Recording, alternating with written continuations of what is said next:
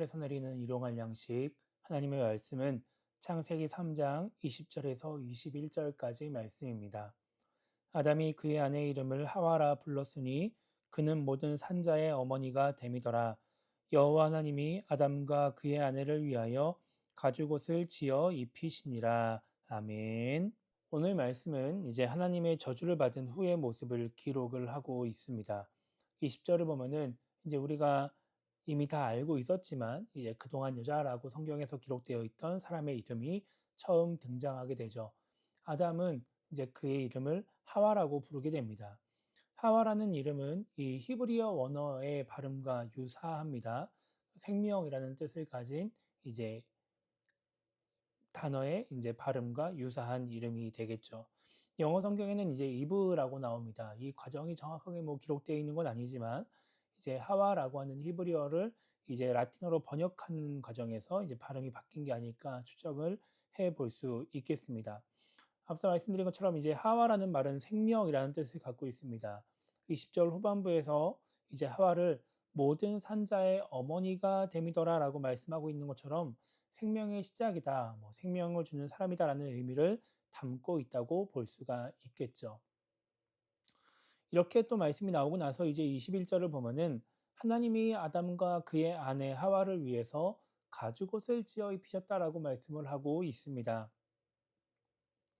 이전까지 이제 아담과 하와는 무화과 나무 잎을 엮어서 치마로 삼아 이제 옷을 입고 있었습니다. 자신들의 그 부끄러움을 감추고 있었죠. 당연히 이렇게 만든 치마는 이제 금방 마르고 또 떨어지고 또다시 만드는 수고를 해야 할 것입니다.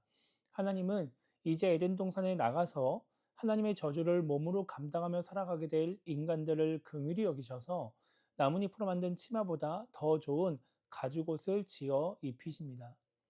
이것이 그냥 지금 우리의 관점에서 보면 '아 그랬구나.'라고 할 만한 일이기도 하지만 이 당시 관점으로 생각해 보면 참 쉽지 않은 일이었습니다. 하나님이 인간에게 가죽옷을 지어 입히시는 것이 간단한 일이 아니었다라는 겁니다. 창조 때 하나님은 모든 동물에게 식물을 먹을 거리로 주십니다. 인간뿐만 아니라 모든 동물들이 다 이때 채식을 한 것입니다. 그리고 이제 노아의 홍수 이후에 하나님은 인간에게 육식을 허락하시게 되죠. 성경에 언급되지는 않지만 아마도 다른 동물들도 이때부터 육식을 시작했을 것으로 우리가 추정해 볼 수 있습니다. 그러니까 이전까지는 노아의 홍수 이전까지는 하나님이 만드신 피조물을 죽이는 일을 하지 못하게끔 하셨다라고 볼 수 있는 겁니다. 하나님이 피조물이 죽지 않도록 보호하신 것이죠. 그런데 이제 오늘 말씀에서 하나님이 인간을 위해서 하나님이 만드신 피조물을 죽이시는 겁니다. 희생을 시키시는 것이죠. 하나님이 그동안 아무도 죽이지 못하게 보호했던 그 동물을 하나님이 직접 손수 죽이시는 겁니다. 하나님은 그렇게 해서라도 인간의 삶에 조금이나마 도움을 주고 싶어 하셨습니다. 그렇게 해서라도 인간을 돌보신 것이죠.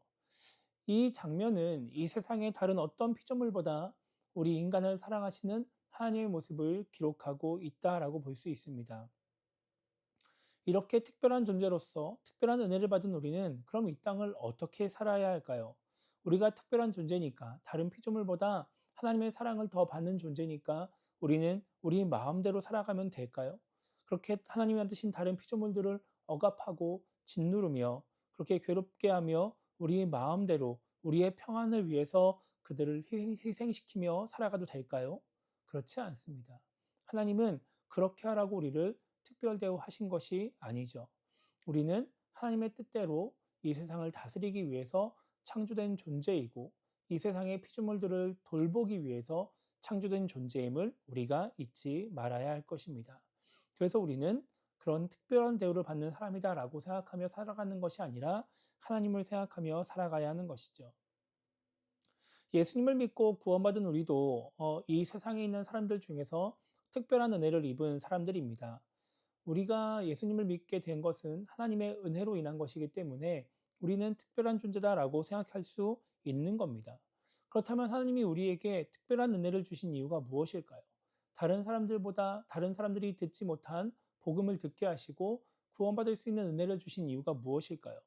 단순히 그냥 구원받은 기쁨을 누리고 살라고 우리에게 특별한 은혜를 주셨을까요?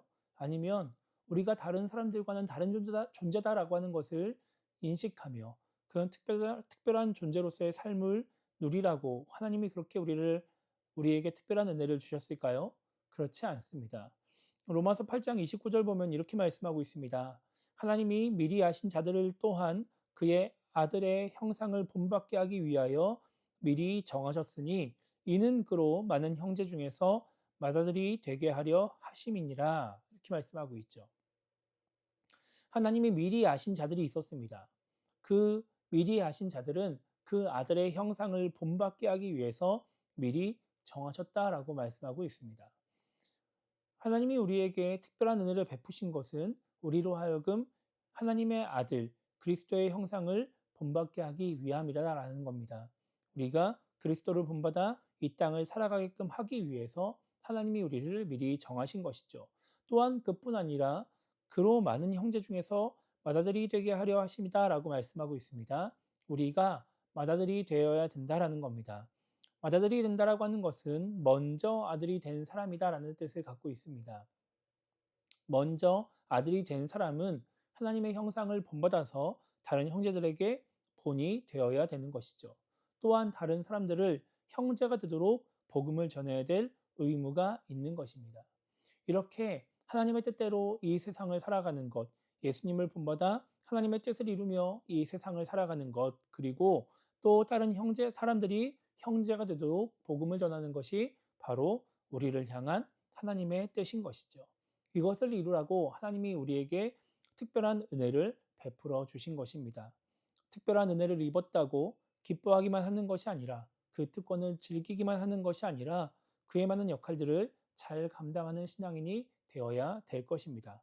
그래서 오늘 하루를 시작하면서 우리가 이렇게 기도했으면 좋겠습니다. 하나님, 우리를 사랑하셔서 죄 가운데 있는 우리에게 특별한 은혜를 부어주심에 감사합니다. 감사의 기도를 올렸으면 좋겠고요. 또한 특별한 은혜를 입은 자로서 내 마음대로 살아가는 것이 아니라 나를 향한 하나님의 뜻을 이루며 살아가게 해달라고 기도하며 오늘 하루를 시작했으면 좋겠습니다. 그렇게 하나님의 뜻을 이루며 하나님의 은혜를 누린 자답게 살아가는 오늘 하루가 되기를 주님의 이름으로 축복합니다.